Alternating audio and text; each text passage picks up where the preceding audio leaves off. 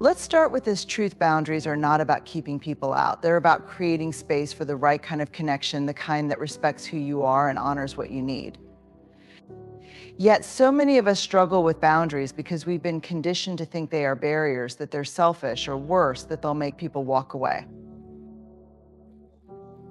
But let me tell you something: without boundaries, there is no real relationship. There's only a one-sided dynamic where someone's needs are being prioritized and the others are being ignored. When you say yes to things that drain you, you're not being kind, you're being self-sacrificing. And here's the hard truth: when you constantly self-sacrifice, you send a silent message to others that your needs don't matter. Let me put it this way: think of your life as a home. Boundaries are the walls that protect your space, the doors that allow in what nurtures you, and the locks that keep out what harms you. Without walls, you don't have a home, you have chaos.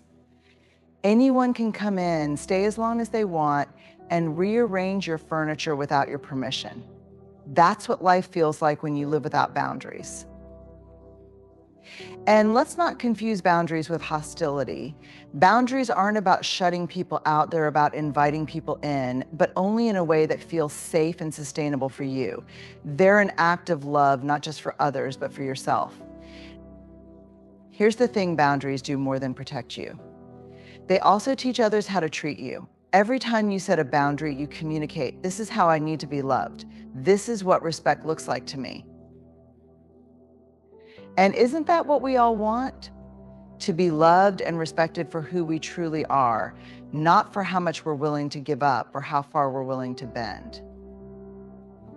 I know what you're thinking, but what if setting boundaries upsets people? Yes, it will. Boundaries will upset the people who benefit from you having none. And that's okay. Because the goal of life isn't to avoid upsetting people, it's to live in alignment with your values, your truth, and your peace. Think about the relationships in your life right now. Are they built on mutual respect and understanding, or are they built on one person giving and the other person taking? Are you saying yes out of obligation, guilt, or fear of losing someone? Or are you saying yes because it feels good and right for your soul?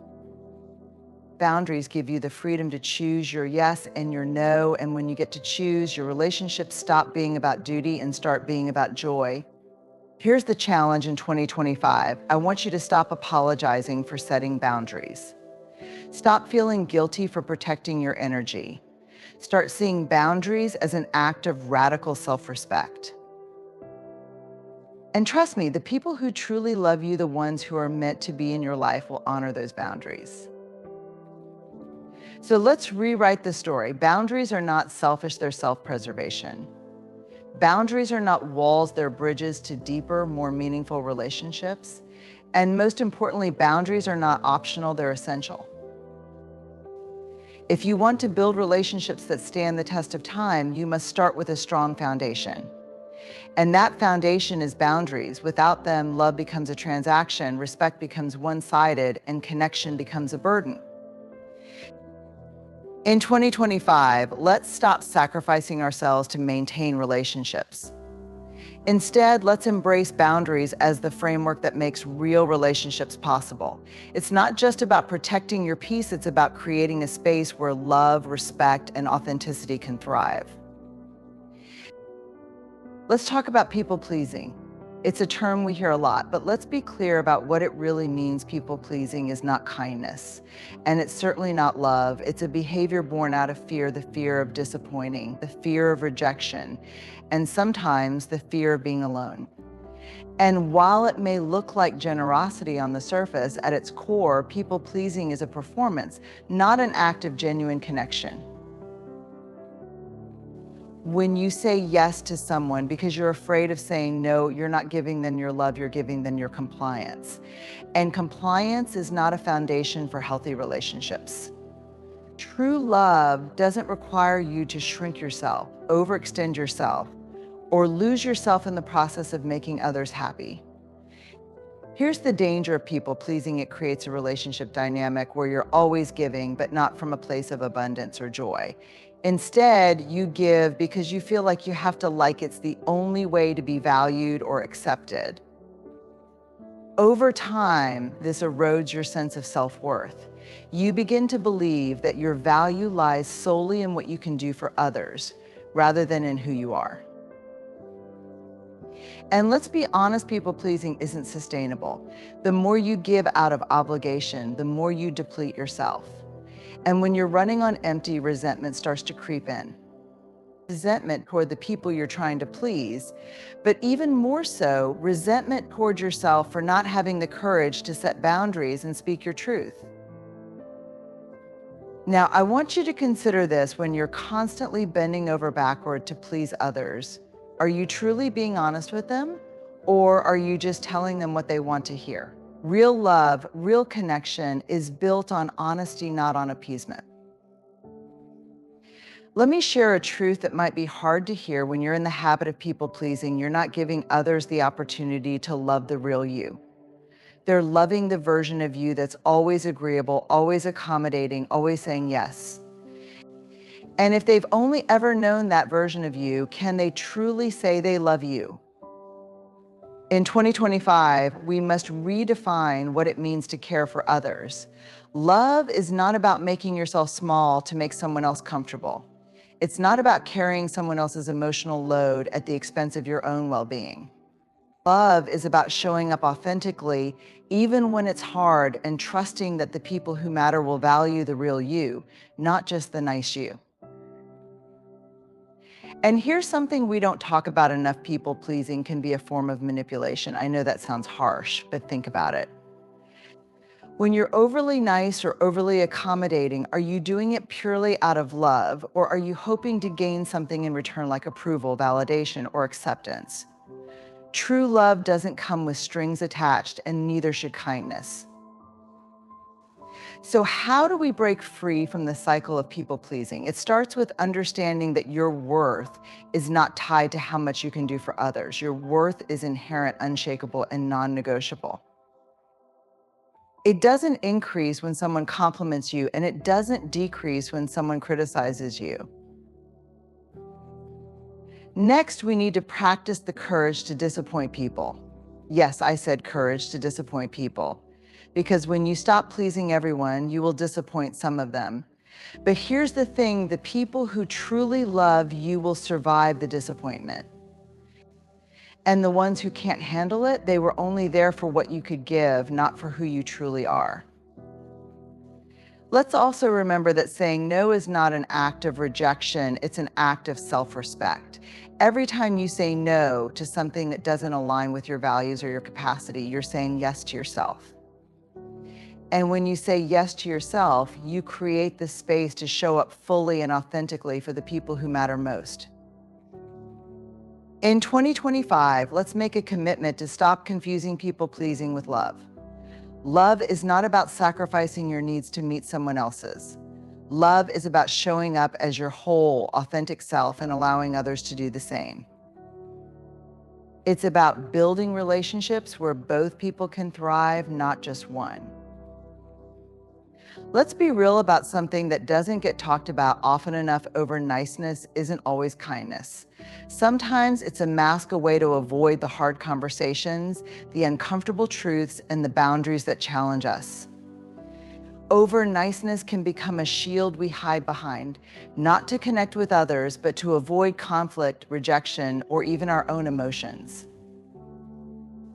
Think about this: how many times have you said yes to something you didn't want to do because saying no felt too awkward or uncomfortable? How many times have you smiled through situations that hurt you or offended you just to keep the peace? Over-niceness is often less about being kind and more about avoiding discomfort. But here's the thing: avoidance doesn't solve problems, it buries them. And buried problems don't go away, they grow roots. They show up in our relationships as resentment, in our mental health as anxiety, and in our self-worth as doubt. Over-niceness can also be a way of avoiding authenticity. When we're overly nice, we're often presenting a version of ourselves that we think others want to see, rather than the version that's real. It's a form of self-betrayal. And the longer we wear the mask, the harder it becomes to take it off. Now let's talk about what over-niceness avoids most of all: conflict. Conflict scares many of us because we equate it with broken relationships, hurt feelings, or rejection. But avoiding conflict doesn't preserve relationships, it weakens them. True relationships are not built on endless agreement or surface level politeness, they're built on trust and honesty. When you avoid conflict by being overly nice, you're not actually keeping the peace, you're just postponing the storm. And here's the irony: the longer you avoid it, the bigger the storm becomes. Small issues that could have been resolved with a simple conversation turn into deep misunderstandings. And eventually the relationship suffers not because of the conflict itself, but because of the avoidance. Over-niceness also stops us from setting boundaries, and without boundaries, relationships lose their balance. When you're constantly saying yes to avoid saying no, you're creating a dynamic where your needs are invisible. And when your needs are invisible, so is your true self. Let's not forget that over-niceness can also lead to exploitation. When you consistently put others' needs above your own, you teach them that your time, energy, and emotional labor are always available. You become the person people turn to not because they respect you, but because they know you won't say no. But why do we fall into the trap of over-niceness? Often it's rooted in fear: the fear of being disliked, the fear of disappointing others, the fear of confrontation, and sometimes the fear of our own emotions: anger, sadness, or frustration that we'd rather suppress than express. So how do we break free from this cycle? First, we have to recognize that avoidance is not a strategy, it's a trap. It might feel easier in the moment, but it always costs more in the long run. Next, we need to get comfortable with discomfort. Growth doesn't happen in comfort zones. It happens in the moments when we choose to have the hard conversation, set the boundary, or show up as our authentic selves, even when it feels risky. We also need to redefine what kindness really means. Kindness is not about always saying yes. Kindness is not about ignoring your own needs to accommodate someone else's. True kindness is rooted in respect for yourself and for others. And sometimes the kindest thing you can do is to say no, to be honest about your limits, or to challenge someone with love and compassion. In 2025, let's make a commitment to take off the mask of over-niceness. Let's stop using it as a way to avoid the things that scare us. Instead, let's step into authenticity, even when it's hard. Because here's the truth: being real might not make you the most agreeable person in the room, but it will make you the most trustworthy. And at the end of the day, isn't that what we all want? To be seen, respected, and valued, not for the mask we wear, but for the person we truly are. So let's stop avoiding the uncomfortable. Let's stop hiding behind over-niceness. And let's start living with courage, authenticity, and a commitment to show up as our full selves. Let's take a moment to reflect on something we all crave at some point in our lives: approval. Whether it's from our family, our friends, our colleagues, or even strangers, the need to be approved of can feel almost like a survival instinct. But here's the truth: many of us struggle to accept your value has nothing to do with who approves of you, how many people validate you, or whether the world applauds your choices.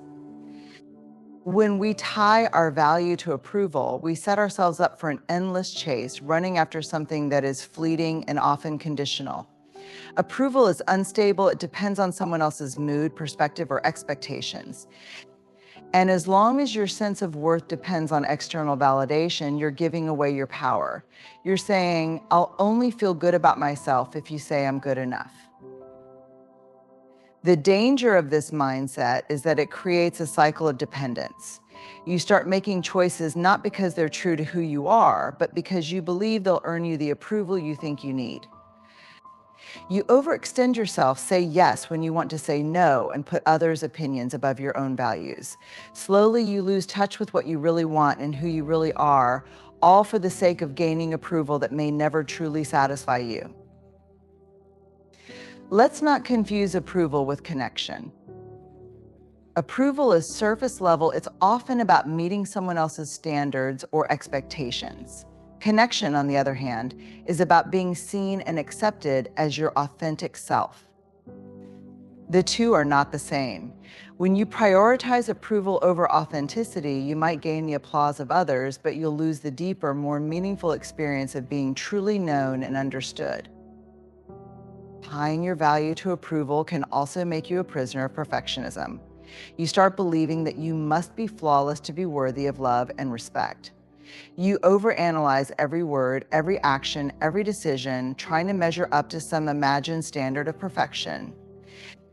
But perfection is an illusion. It's unattainable. And the more you chase it, the more you exhaust yourself trying to be something no one can ever truly be. We often seek approval because we want to feel seen, heard, and valued. But here's the paradox: the more you look for those things in others, the more invisible you become to yourself. You forget to listen to your own voice, honor your own needs, and validate your own worth. You hand over the keys to your self-esteem to people who might not even know how to value you properly. Approval seeking also keeps you from taking risks or embracing opportunities that align with your purpose. When your focus is on being liked, you avoid anything that might make you stand out or face criticism. You stay in your comfort zone, even when it's stifling, because stepping out might mean losing someone's approval. But staying small to be liked isn't living, it's merely existing. It's important to recognize how deeply ingrained this habit of approval seeking can be. For many of us, it starts in childhood when we learn to associate approval with love or acceptance. We carry that belief into adulthood, unconsciously believing that if we can just please everyone around us, we'll finally be enough.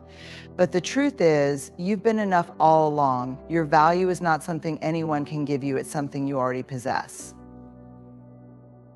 When you look to others for approval, you give them control over your emotions. If they praise you, you feel good. If they criticize or ignore you, you feel worthless. But life is too precious to let your sense of self be dictated by people who may not even see your full potential or value. Relying on approval can also distort your relationships. When you constantly seek validation, you attract people who thrive on your neediness, rather than those who appreciate your independence and strength. It becomes a one-sided dynamic where you give and give, hoping for scraps of validation in return.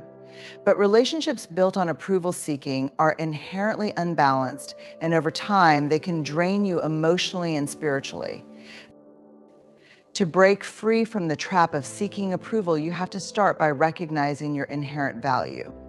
This is not about arrogance or self-centeredness. It's about knowing deep in your core that you are worthy just as you are. Your worth is not determined by your achievements, your appearance, or how well you fit into someone else's mold. It's intrinsic, unchanging, and absolute. When you understand that your value is independent of anyone else's opinion, you'll stop bending over backward to gain approval.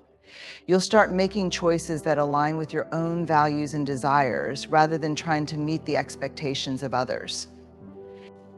You'll find freedom in knowing that you don't have to prove yourself to anyone because you're already enough. This shift is not easy. It requires unlearning years, even decades of conditioning. It means facing the discomfort of disappointing people or not meeting their expectations. It means learning to validate yourself even when others don't. But the freedom and self-respect that come from breaking free from approval seeking are worth every ounce of effort it takes. Kindness is often seen as soft, gentle, and unassuming, a quality that avoids conflict and seeks harmony at all costs. But true kindness is far from passive. True kindness takes courage. It's not just about being agreeable or polite, it's about standing in your truth, even when it's difficult. Courage is what transforms kindness into a powerful force for good kindness that is active, intentional, and rooted in integrity. Courageous kindness starts with being honest. It's about speaking the truth in love, even when it might upset someone. Think about it. How many times have you avoided telling someone what they really needed to hear because you didn't want to rock the boat? Real kindness doesn't mean avoiding difficult conversations. It means approaching them with empathy and care. It takes courage to be honest when dishonesty would be easier, but honesty wrapped in kindness is one of the greatest gifts you can give someone. Courageous kindness also requires setting boundaries. Many people mistakenly believe that being kind means saying yes to everything and everyone, but without boundaries, kindness can quickly turn into self-sacrifice or burnout. Courageous kindness recognizes that you can't pour from an empty cup. It takes strength to say no when your instinct is to please, but saying no can often be the kindest thing you can do for yourself and for others. When you protect your time, energy, and emotional well-being, you show others how to value and respect you, and you model what healthy kindness looks like. Another element of courageous kindness is standing up for what is right. In a world where it's often easier to look the other way, it takes bravery to intervene when someone is being mistreated or marginalized. Acts of kindness that require courage, whether it's defending someone who can't defend themselves, speaking up against injustice, or simply being the voice of reason in a heated situation, are what create real change. These moments test your character, and your willingness to act with kindness in the face of adversity shows the depth of your courage. Courageous kindness is also about being vulnerable. It's about allowing others to see you as you truly are, flaws, insecurities, and all. Vulnerability is not weakness, it's strength. It takes immense courage to open yourself up to others, knowing that there's a risk of rejection or misunderstanding. But in doing so, you create space for authentic connection. And what is kindness if not the bridge that connects us to one another?